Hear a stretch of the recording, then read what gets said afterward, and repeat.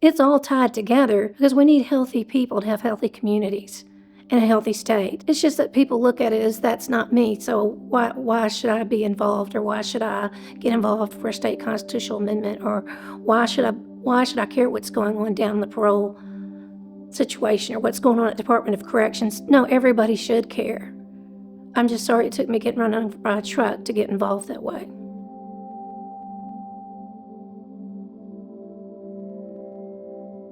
Hi, my name's Laura Abbott, and I'm a sixth-generation Arkansan. I've been a school teacher and a victim advocate throughout my life. In 2012, on Easter weekend, I was on a weekend getaway with my husband. We were at a mountain in Arkansas, and that evening, he was upset, more than usual so, and we wound up out in the parking lot, and he ran over me with a truck and backed over me and left me for dead on top of this mountain alone. I knew I was injured, I just didn't know how badly I was injured, and fortunately, I saw somebody walk by a window of a cabin and was able to crawl there, and after that, I was med-flooded, and they did an experimental rib reconstruction surgery to solve the flail chest issue, and here I am. And he served a total of 90 days in a county jail. And as time has gone on and I've done more studies as a victim of domestic violence, I'm one of the lucky people that there was an arrest. It's really sad to have to look at the justice system and count success as there was an arrest. He was originally charged with a first-degree felony domestic battery, or first-degree battery, I mean.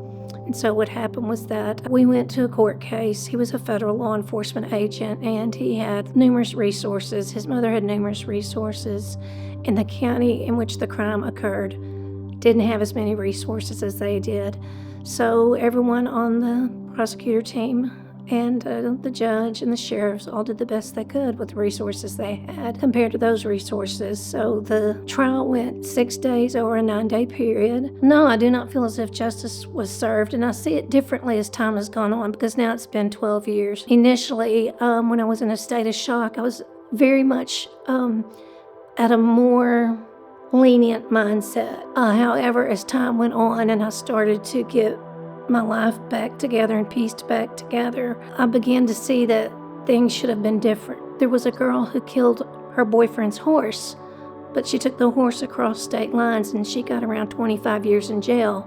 But my husband ran over me and left me for dead and gets 90 days in a county jail. When in Arkansas will the life of a woman be as much as the life of a horse? We went through a jury trial, which most people do not go through a jury trial. I had to testify through the jury trial, and it was a very traumatic experience to even testify in court. I was allowed to give my victim impact statement. The jury was not present when I gave my victim impact statement. His defense attorney asked that I be denied that right, and that was upsetting. I'm just going to say that's the word. It's upsetting because you're just so powerless already and helpless as a victim lying underneath a truck. The judicial system is full of laws, and it's thick, and it's a long bureaucracy, and there's lots of people and players, and then it's all on top of you basically, right, as a victim. So my family, they were the ones that were going into action with the judicial system and law enforcement. I mean, something as simple as my mother wanted my purse in case I died. She wanted my purse back, and they had to make 2-hour trips to get a purse back. It's a victim's right to have their property returned if they're not needed. I know that seems small, but that's not to a mom who thinks her daughter's going to die. And I've met other victims that they can't get a driver's license back. So no, I felt really silenced when they came and asked me questions. No one brought me any information on a victim's rights card or any kind of resources that were available. I started getting on the internet and looked up victims' rights information, and there was a small piece of information on ACIC, the Arkansas Crime Information Center, and that's how I began my journey with victims' rights. And I emailed someone in the prosecutor's office and said, "What are these?" And I never got a response.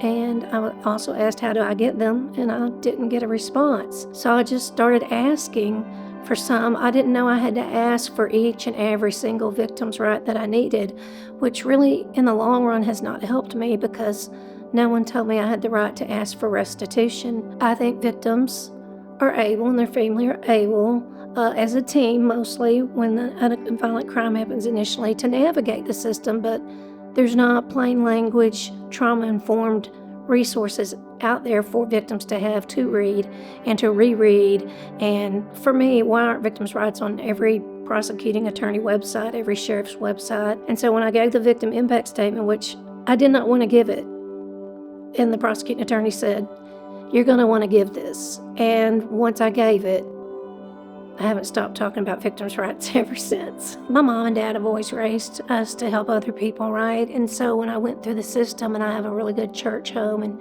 friends and family and a good, divorce attorney, I thought, I've got all this really great support. What do other people do that don't have that?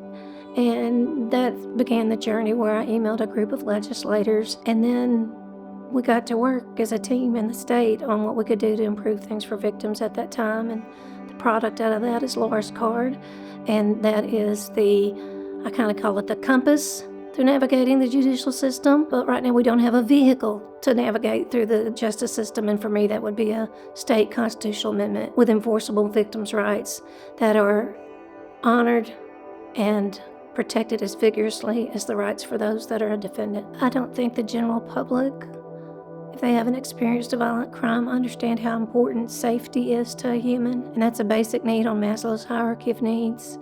I think there's some actual neuroscience to the practice of victims' rights and implementing those. If someone's constantly worried about being safe, they're not really able to focus on being a self-actualized human. We have leaps and bounds to grow. We're talking about people's lives.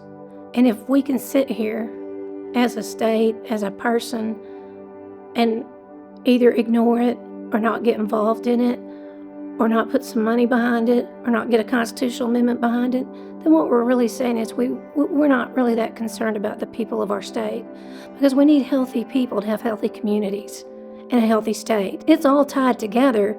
It's just that people look at it as that's not me, so why should I be involved, or why should I get involved for a state constitutional amendment, or why should I care what's going on down the parole situation or what's going on at the Department of Corrections? No, everybody should care. I'm just sorry it took me getting run over by a truck to get involved that way.